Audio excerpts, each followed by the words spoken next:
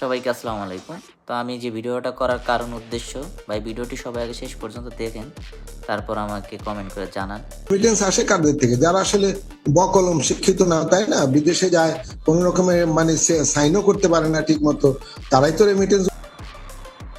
ওরে কাকু, ওরে ছাগলের বাচ্চা, ওরে 5 নম্বর কুত্তার ছাও, তোরা আমি কইতেছি হুন, তোরা তো আমি আমার জীবনে আমি দেই নাই। আমার এতটুকু বয়স যে তোরা আমি দেই নাই। তুই কি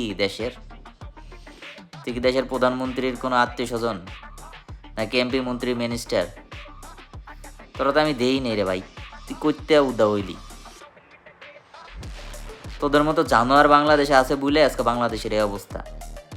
তুই কস কিনা যে যারা বিদেশে আসে তারা বকলম, তারা সিগনেচার করতে পারে না, সই দিয়ে টাকা পাঠাইতে পারে না, তারাই রেমিটেন্স পাঠায়। আরে চুন্নির পোলা, বিদেশে যারা আছে তোর থেকে